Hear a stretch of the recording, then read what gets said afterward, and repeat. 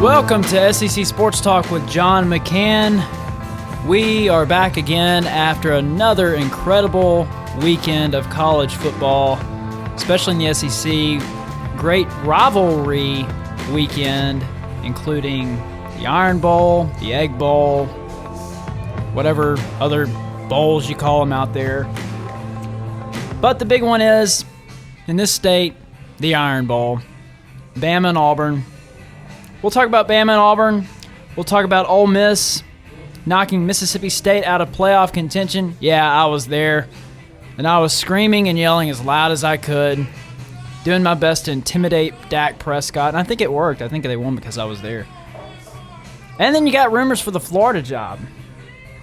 Who is on Florida's short list to replace Will Muschamp? So what happened in the Alabama-Auburn game? Blake Sims, honestly, he struggled, threw 3 picks early in the game. And then on the other side, you had Auburn. They had 628 yards of total offense. And that's compared to Bama's 539. Auburn actually was up 33-21 in the third quarter of the Iron Bowl in Tuscaloosa, Alabama. Nick Marshall threw all over Alabama's secondary. All over Alabama's secondary. Had a career day, 456 yards. But at the end of the day, it was Bama's game to win. And Blake Sims, as much as he struggled, he fought through the adversity, and he made it happen. 20 of 27, 4 touchdown passes, 3 interceptions. So almost half of his incomplete passes were interceptions. Interesting how that works. But it helps when you have a guy named Amari Cooper to bail you out. 13 catches for 224 yards, 3 touchdown catches. He was Blake Sims' number 1 target. He had a Heisman day. That game will define his Heisman candidacy. No doubt about that. The truth is, Auburn, they gave it all they had. I mean, they came in ready to play. Everybody wrote them off, except the Bama fans who were really nervous about it. But honestly, nobody gave Auburn a chance to win this game. Auburn had fallen apart. They had lost their last 2 or 3 games. And Alabama's going for a national championship. Alabama's going for the revenge. And you figured Alabama was going to win. There was just no way that they were going to lose. But Auburn showed up, and Nick Marshall absolutely torched Alabama's secondary. And it's interesting how Alabama struggled in the secondary for a lot of the year, but it seemed to improve as the season went on. But this game, it got exposed again. But Alabama, they still win the game.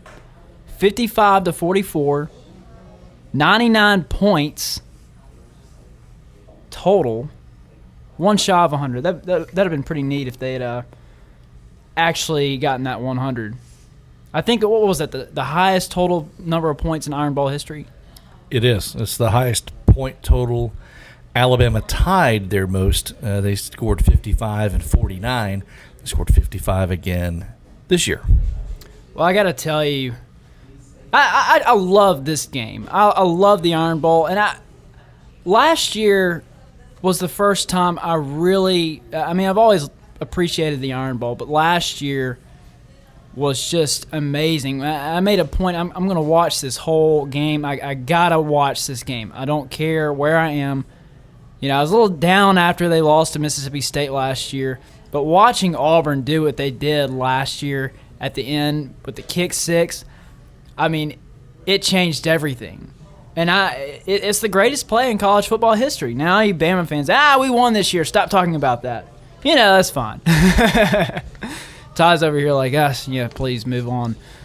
But, I was going to say the passion in that game is what makes it, and the intensity. You've got, really, there's nothing else in the state. So you've got college football, Alabama, Auburn, and it's a 365 scenario.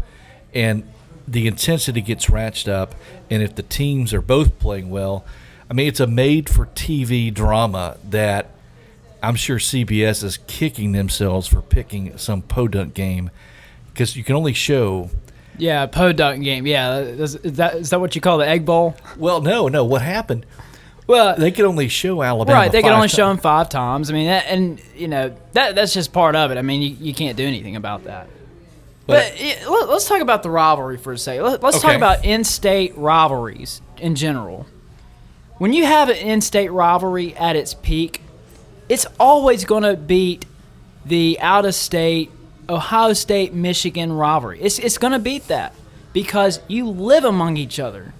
If you're I saw, I don't remember if it was Fox, Sports South, or I don't know what it was, but they were doing years ago the top 10 rivalries in college football. And they had Alabama and Auburn at number 6. And I thought, you've got to be out of your mind. They had Ohio State, Michigan at number 1. Give me a break. That's ridiculous. But when you have, especially last year, you had number 1 versus, number 4? Number 3 or 4? That was crazy. But you live among each other. You have to actually go home and live with each other. And when it's in-state, when it's at its peak and the teams are the best, or when they're competing highly against each other, that's when you can't beat it. Ole Miss and Mississippi State this year, both are very good teams. But in the past, it's kind of, the rivalry's been a little bit irrelevant to everybody else. Among each other, it's been big. But to the rest of the nation, nobody's cared. But now that the stakes are high, this is an ugly rivalry. And that's the way it's always been with Alabama and Auburn. Both of them have always been good. So you can't tell me that an Ohio State, Michigan, or an Alabama, Tennessee, at the end of the day, lines up in an Alabama-Auburn rivalry. Well, they're good because the reason that these out-of-state rivalries are good is because they're both competing for it. But then when you go to the in-state and you've got the fact that they already live among each other, it's already heated, and then you put the stakes on top of that, can't beat it. Well, I think if you look back at the Michigan-Ohio State game, for so long the Big Ten was the Big Two. And this goes back 50, 60, 70 years. This game decided one of these two won the Big Ten from this game and went to the Rose Bowl. So that game had a lot of importance. You didn't have a Michigan State that was strong. What team there is no in-state rival for Ohio State. Right. So that's where that rivalry got built up. They were built up because both teams were good. That's right. If neither one of them is good, then nobody really cares about the game. It's kind of like Alabama-Tennessee right now. That rivalry is sunk because Tennessee's really been irrelevant for the past decade. Now, again, Tennessee fans, don't worry. I think you're going to be good very soon. Maybe I think probably next year you're going to be favored to win the East. But, and honestly, a lot of times I think it crosses the line.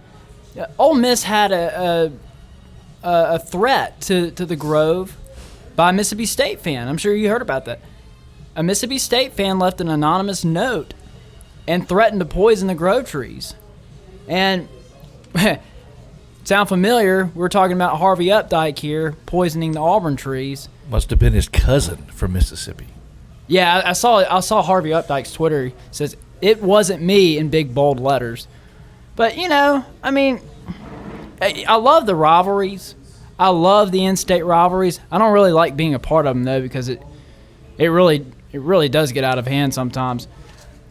We have Luke Robinson, co-host of the sports show Sports Blitz in Alabama. We'll have him coming on next. We'll be right back.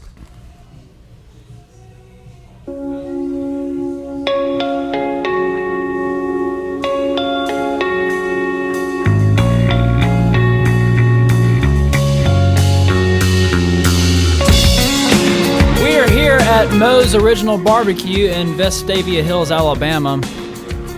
I had a barbecue sandwich earlier. It was that pulled pork sandwich. It's so good. Then they had the sweet potato casserole and that cream spinach on the side. Oh my gosh. I got a little bit more of Thanksgiving there, That was great. I love getting the free food they give me here. You need some extra layers, so I really do. Food just goes right through me.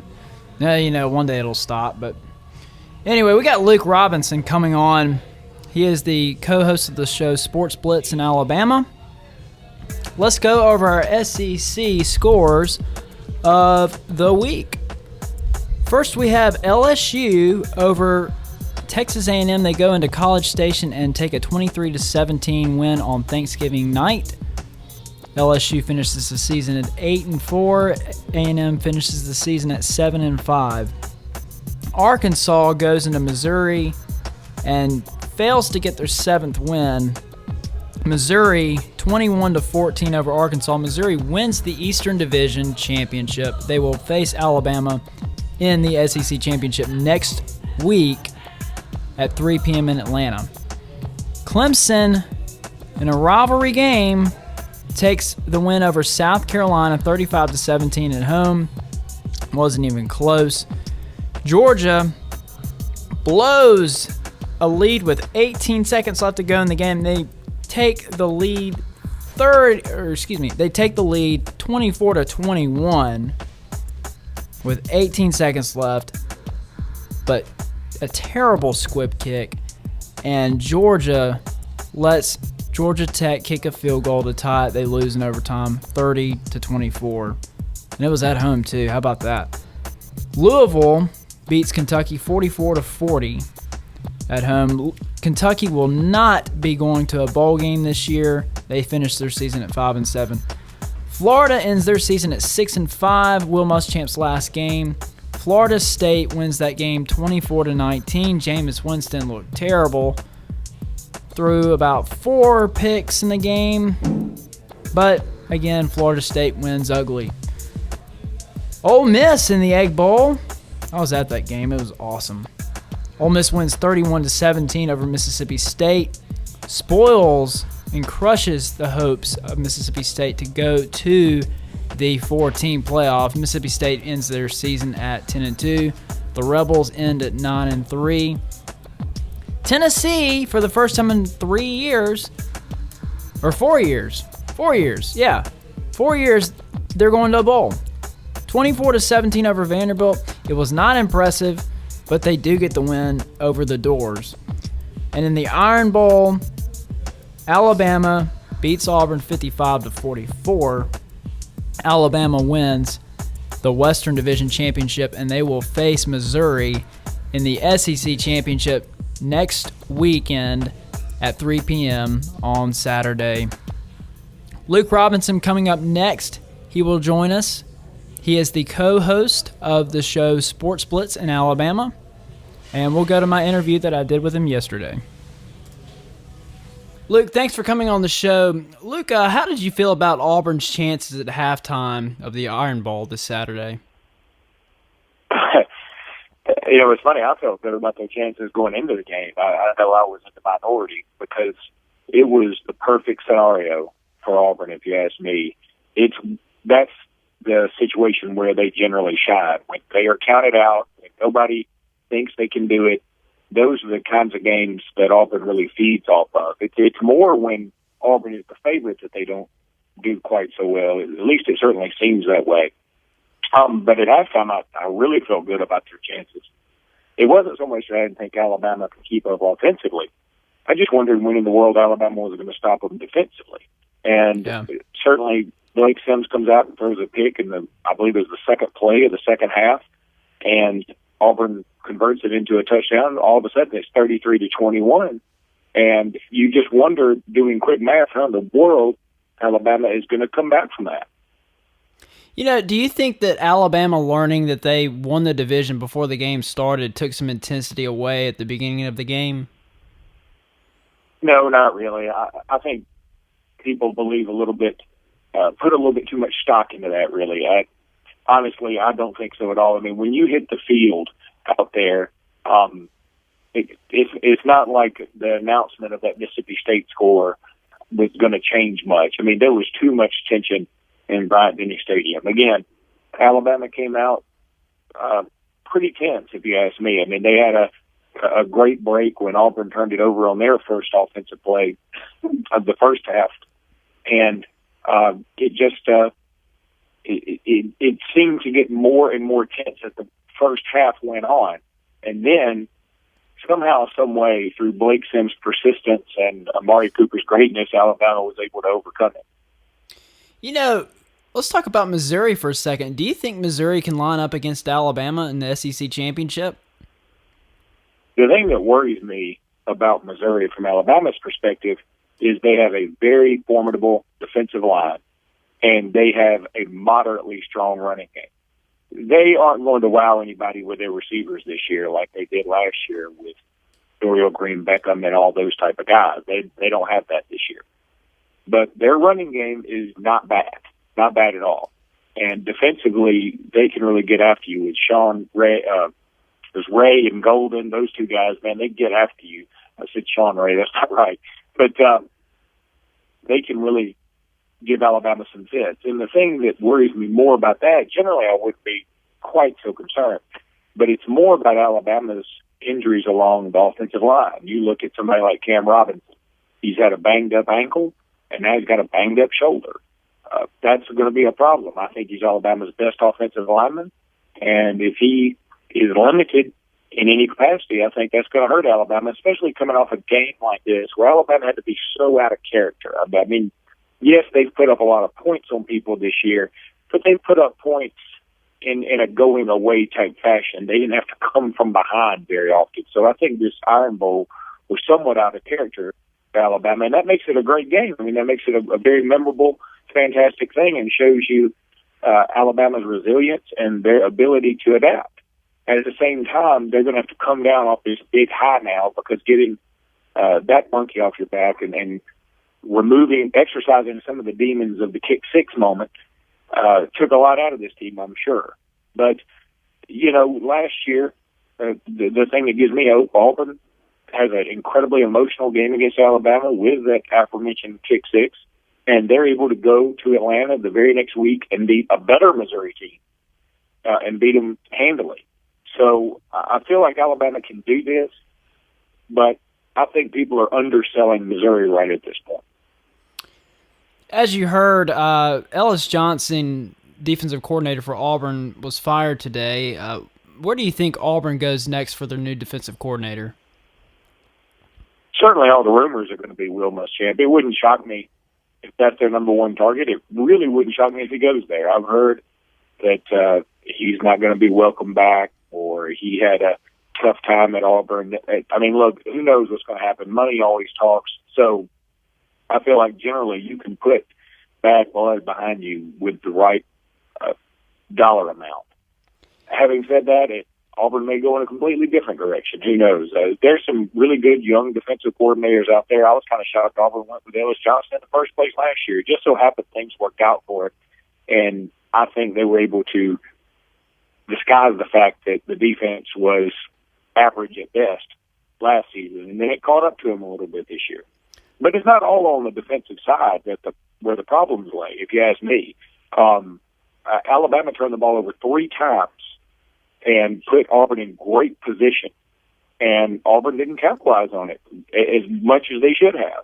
If Alabama turns the ball over 3 times and gives up 44 points, you would think that they would lose that ball game. There's no doubt.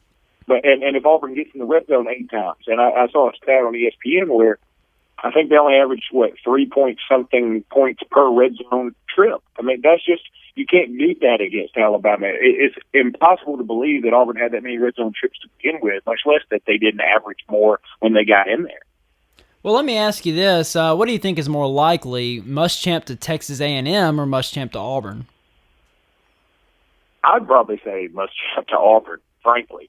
But that is I have no inside information there. It's just that it sounds like the logical move. Now, Texas A&M can probably pay a little bit more. And in a sense, I think nationally Texas A&M may be the more high-profile job. But I don't know, frankly, that Texas A&M as a university cares as much about football yet as Auburn does. I mean, Alabama fans love to call Auburn little brother, et cetera, et cetera.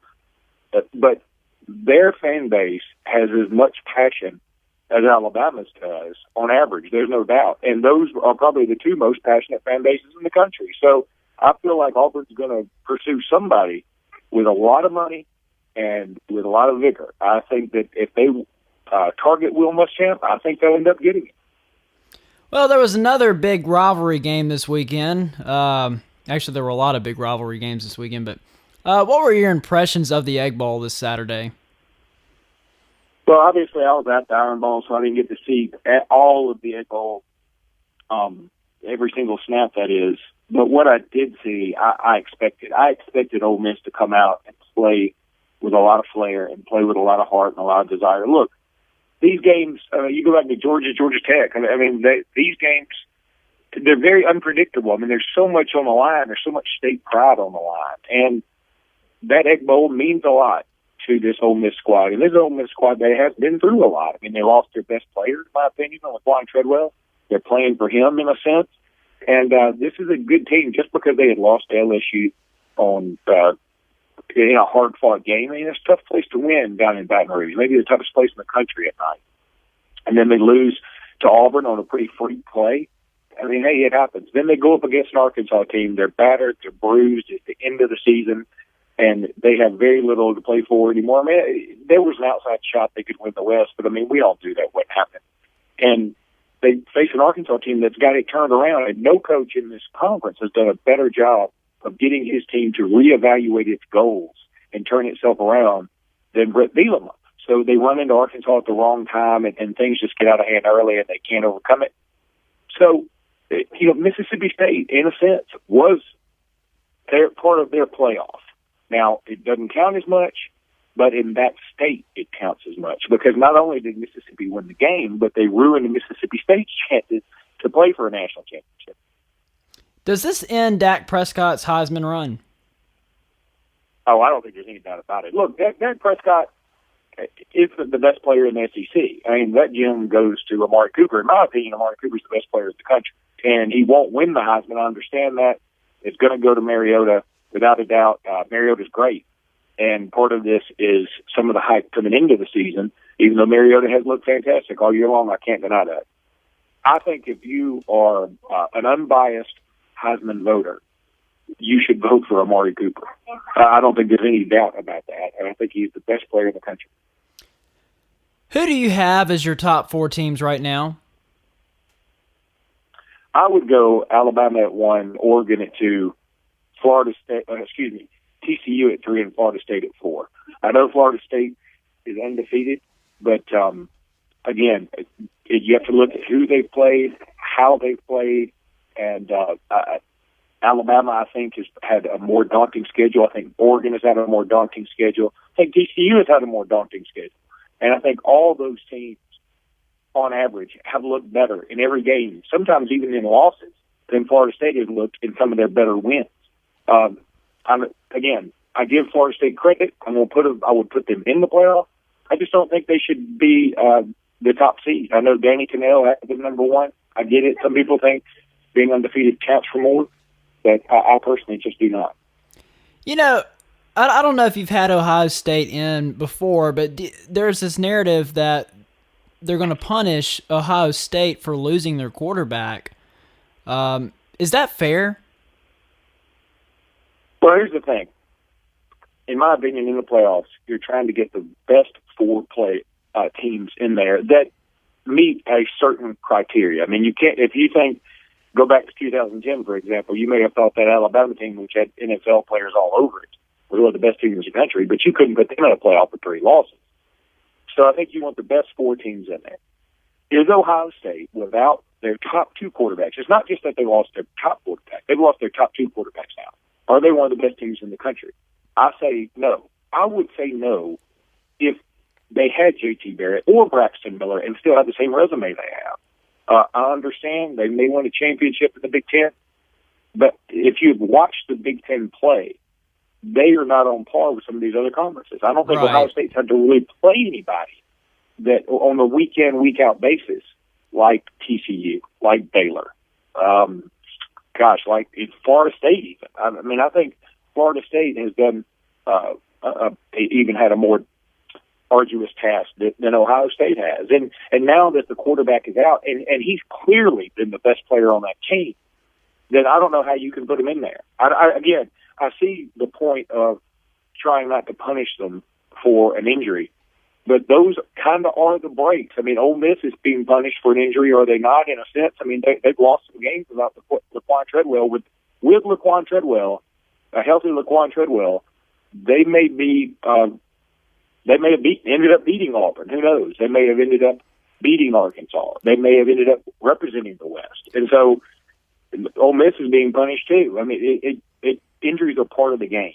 Well, and that's if you would have had Ohio State in your 14 playoff. But I guess the question is, 3 or 4 or in 2009, I can't do math right now, but if let's say Colt McCoy had gotten hurt before the game in the Texas-Alabama game, would that have been fair to say, Texas doesn't go to the national championship because Colt McCoy's hurt now? Yeah, I certainly see the argument, but I reference whichever NCAA basketball tournament it was. I know the NCAA basketball tournament is run differently. Kenyon Martin gets hurt for Cincinnati. He breaks his leg, and Cincinnati goes from a clear number 1 seed to, I think they put him in a number 2 seed, and they ended up losing pretty early in the tournament, if I remember right. So they're not the same team. I don't know who Ohio State's third-string quarterback is, but I can guarantee you he's not as good as J.T. Barrett. And they already weren't a great team. I mean, they were already having trouble against the likes of Michigan. And I know that's a rivalry game. And I know that I just talked about earlier how these games can be different, these uber rivalries.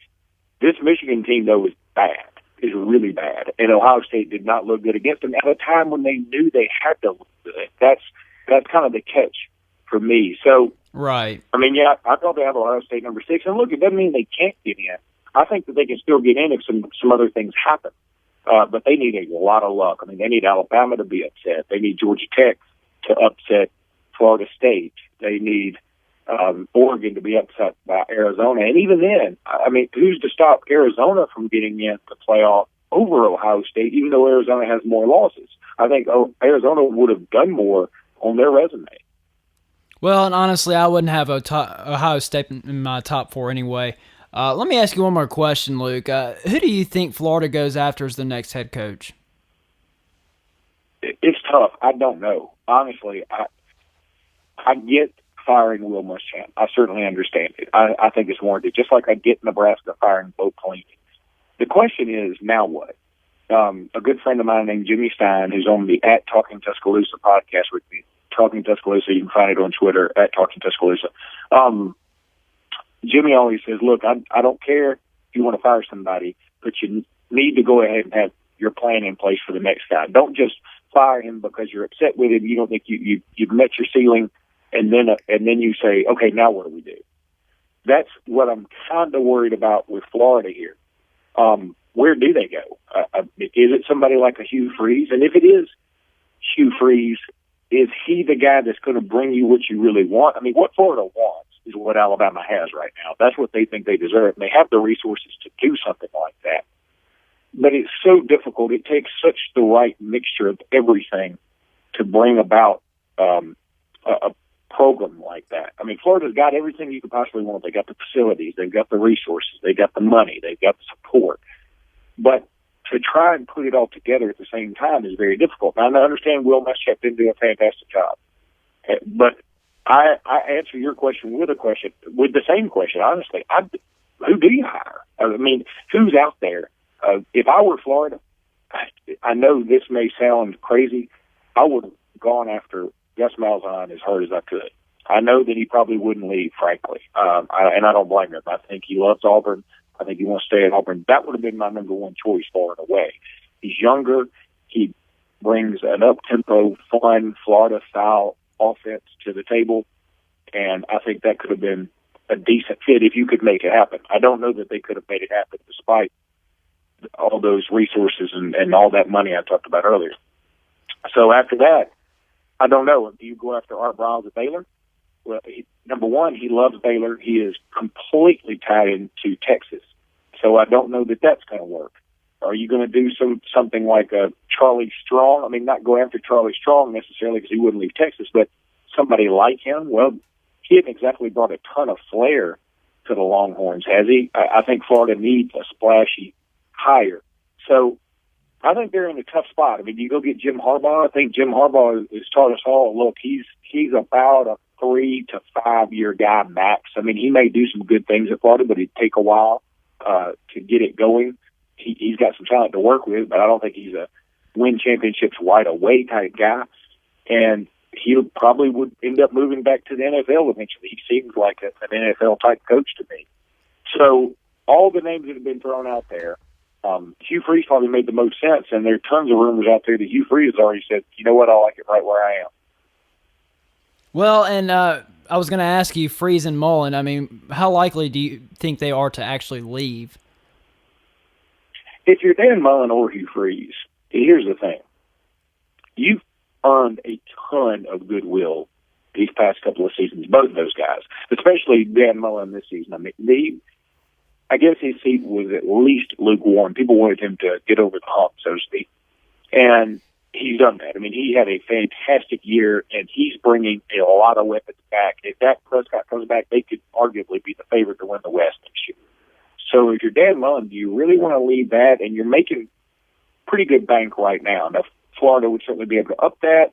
Your profile would be higher, but the expectations would be higher. If he can do something like he did this year, next year, I mean, I think he can just stay at Mississippi State as long as he wants. So I don't know how much sense that would make. I mean, I think he's in a pretty good position where he is in Stark. Well, I know that sounds crazy to some people. But same thing for Hugh Freeze. I mean, he's in a pretty good position. He's recruiting as well at Ole Miss, probably, as he would at Florida. And again, that seems a little nutty to say, but I mean, he's getting the Kim Beachies. He's getting the Laquan Treadwells. And he's doing pretty well with them. I don't know that he can do a whole lot better, and the expectations are going to be so much higher, and the pressure is going to be so much more. So I think they're both in pretty good situations. If I were them, I'd stay put. Well, Luke, thank you for coming on the show. I really appreciate it, and I'd love to have you back on. Yeah, no problem. I really appreciate you calling me, and hope you have a Merry Christmas. All right, you too, Luke. All right, buddy. That was Luke Robinson, co-host of the sports show Sports Blitz in Alabama. We're here at Moe's Original Barbecue in Vestavia Hills, Alabama. Come on by and get you a barbecue sandwich. We'll be right back.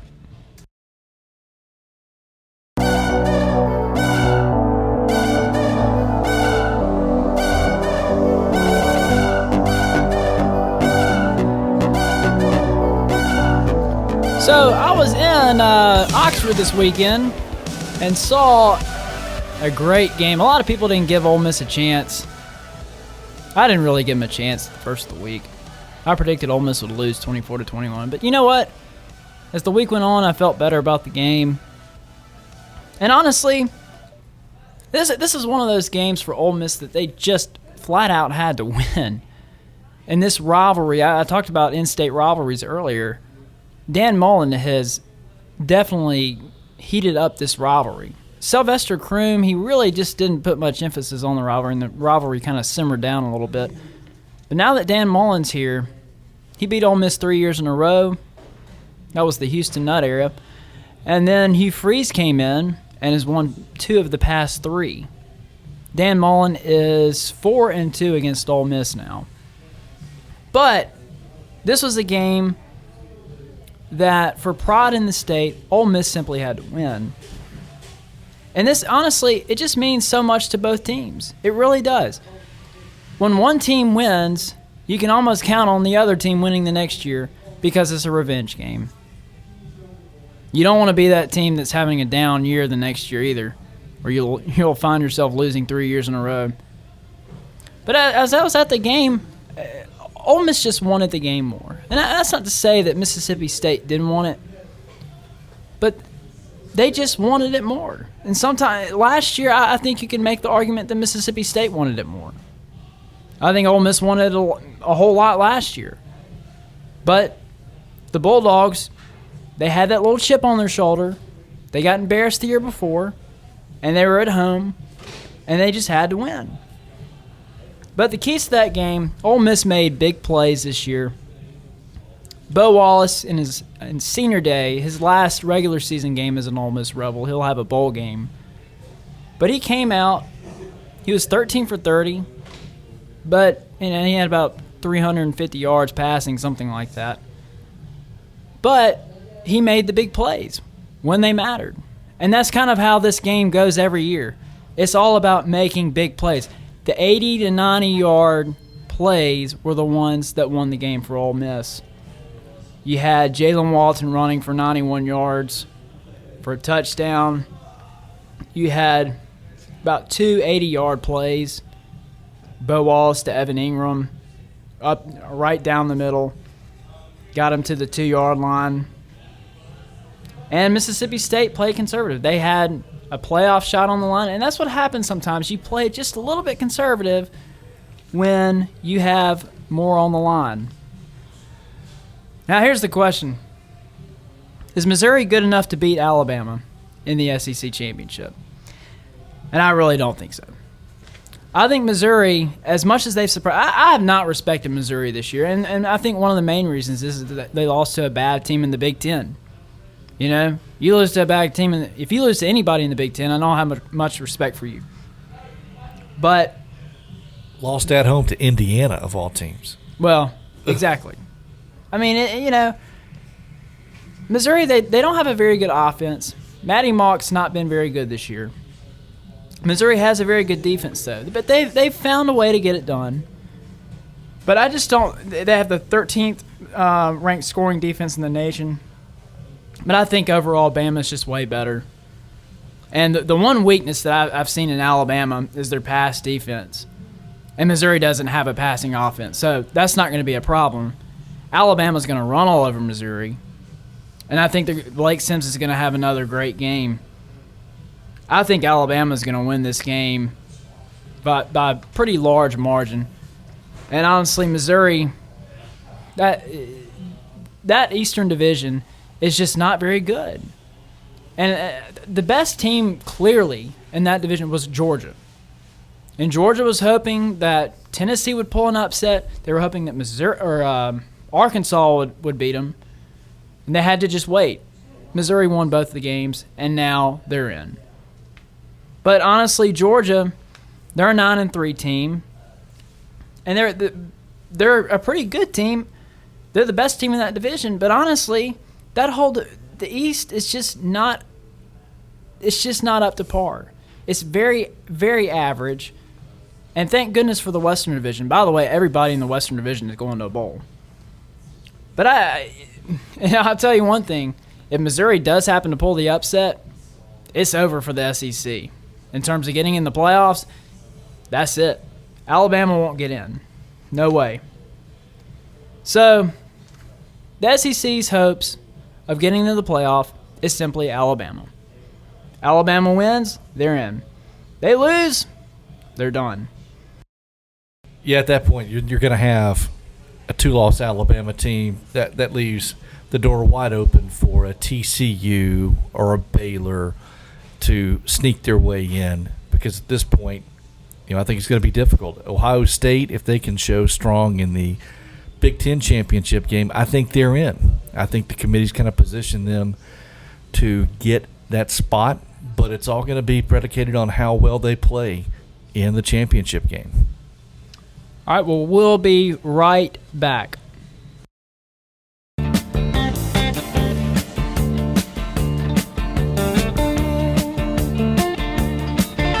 We are here at Moe's Original Barbecue in Vestavia Hills, Alabama.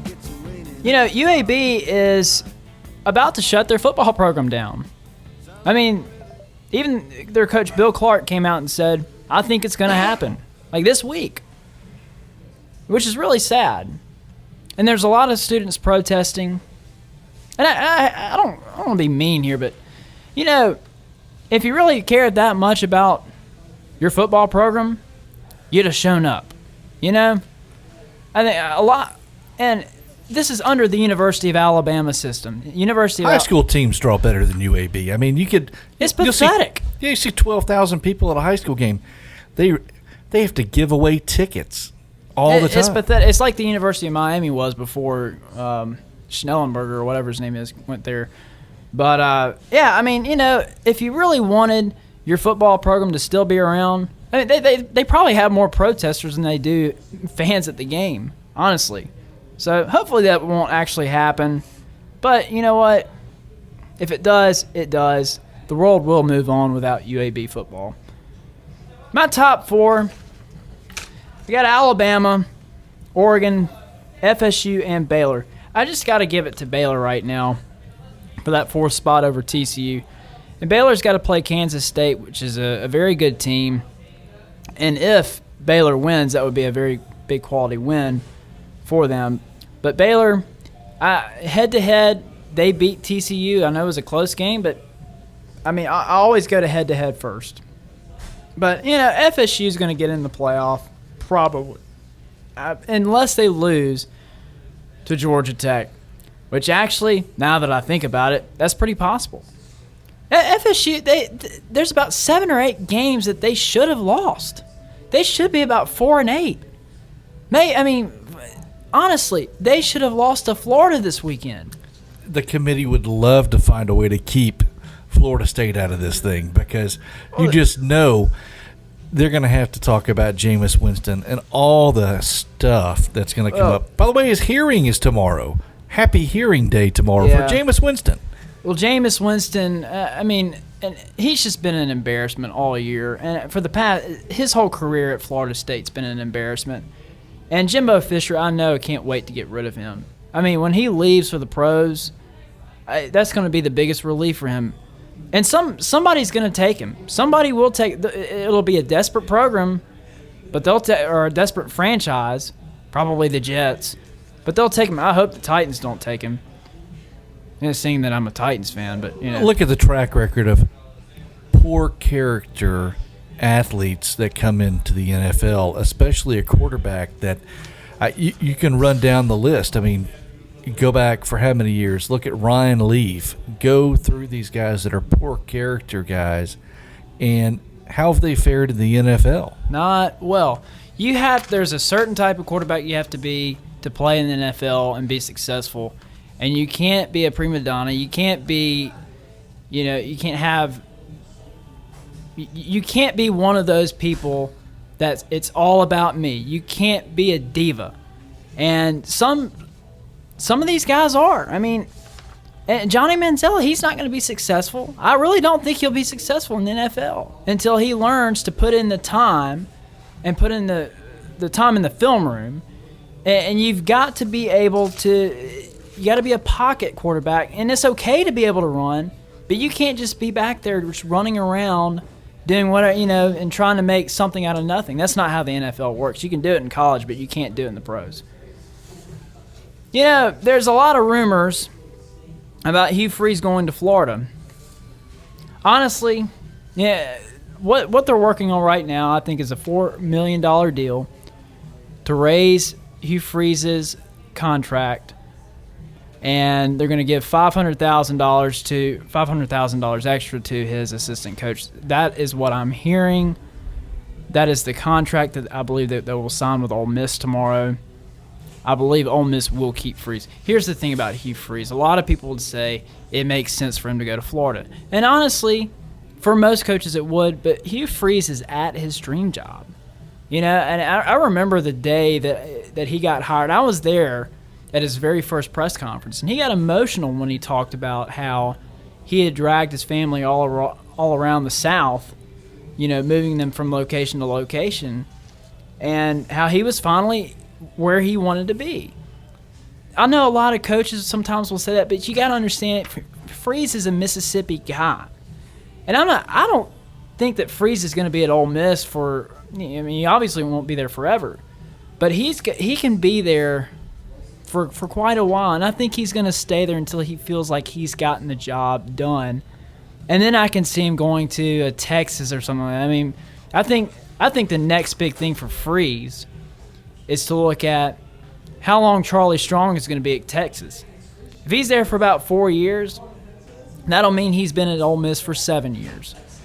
And if Charlie Strong is not successful, and I'd say he'll be there for 4 years, then that means Freeze, that might be his opening. But Florida, I think, has got a good chance of hiring Jim McElwain from Colorado State. The only thing is his buyout. His buyout, $7.5 million, but he's done a great job there.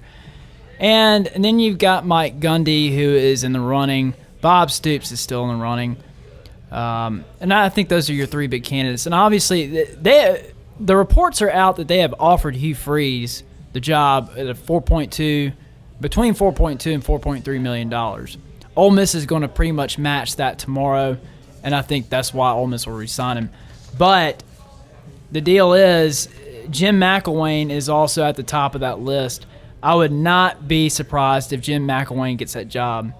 You know, it's interesting how we've had some firings in the SEC.